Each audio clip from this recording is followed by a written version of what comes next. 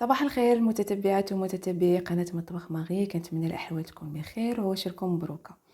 انا عارفه بلي بزاف ديال النساء يا اما كيكونوا ما كيعرفوش اولا كيتكاسلوا انهم يصايبوا الفقاص او الكعك.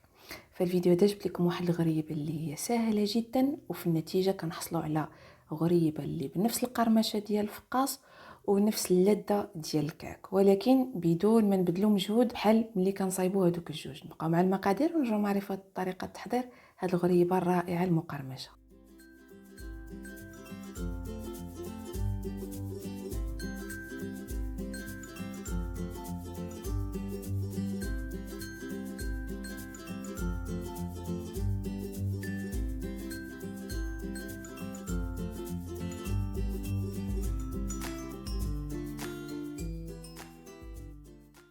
وبسم الله توكلت على الله. اول حاجه كنديروا هي ان كناخذوا 3 ديال البيضات كاملين كنوضعوهم في بول، ثم كنضيفوا لهم قبصه ملح والسكر سنيده، ثم كنبداو في اضافه كيسي الفانيليا وكيس منكه بزهر البرتقال. هنا انا حاولت ندير مقادير كلهم يكونوا متوفرين في الدار او عند البقال، اقرب بقال كاين. ما بغيناش نافورو، بغينا غريبه تكون زوينه لذيذه كما قلت بنكهه ديال الكعك ولكن القرمشه ديال الفقاص. هنا كنبقاو كنحركوا مزيان هذوك المكونات كاملين حتى كنحصلوا على واحد الخليط اللي ما باينش فيه مزيان دوك حبيبات السكر، يعني كيكونوا دابوا مع البيض. ثم كنضيفوا الزيت ضروري كنستعملوا زيت تكون مكتوبه فيه زيت المائده ديال القليره، دائما كيخرج على الحلويات وعلى المعجنات وخصوصا الكيكس. صافي هنا كنحاولوا اننا نبقاو ندخلوا مزيان هذاك الزيت مع بقيه المكونات حتى كيبان لنا بانه ما بقاش منفصل عليهم. هنا كنحبسوا التحراك وكندوزوا لاضافه بقيه المقادير ديال الغريبه ديالنا اللي هما العسل. هنا استعملت 3 معالق ديال العسل، بامكانكم انكم تستعملوا اي نوع عندكم، لان الهدف من اضافه العسل ماشي هو اضافه نكهه فقط، وانما كيعطيها واحد التعليكه زايده على ديك القرمشه اللي كتكون عندنا.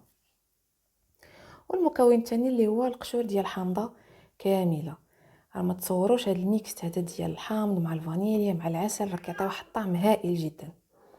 صافي كنحركوا مزيان هذوك المكونين مع بقيه المقادير اللي كنا ديجا ضفناهم مع بعضهم البعض، ثم غادي ندوزو لاضافه اخر مكونات اللي هي النواشف. هنا اول حاجه كنديرها ملي كنشدوا الباسوار في يدينا هي اننا كنوضعوا الكيس ديال الخميره. انا هنا استعملت شماليه كتوزن 20 غرام، ثم غادي نبداو في اضافه الدقيق شويه بشويه، وحنا كنضيفوه مره على مره كنغربلوه وكنبقاو نحركوه بملعقه خشبيه.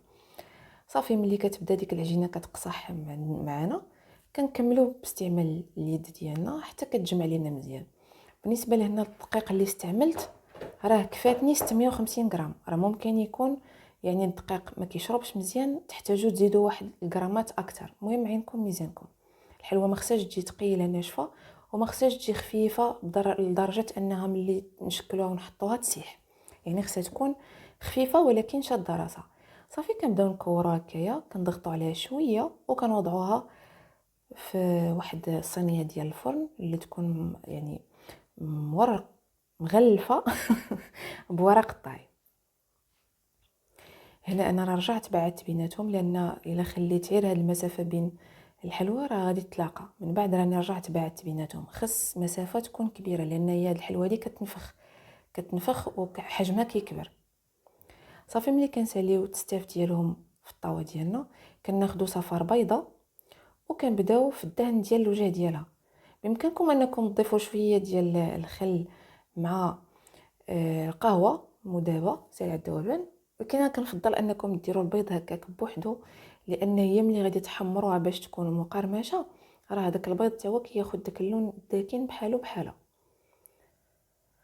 وبالنسبه للطرق تاع العمل ديال غريبه العسل راه عندي بزاف ديال الطرق، كاين منها الرطب وكاين منها اللي مقرمش بحال هكا. ان شاء الله غادي نشوفوا كل شيء الانواع ديال الغريبات وديال الحلويات في القناه، لاننا الاساس ديال الهوايه ديالي هو الحلويات، وبالضبط الحلويات ديال الفران بحال هكا الصغيورين. كنتمنى الفيديو ديال اليوم يكون نال الاعجاب ديالكم. ما تنساوش ديروا لي جيم وتضغطوا على زر اشتراك مع تفعيل الجرس الا كانت هذه اول زياره لكم للقناه. ودمتم بود.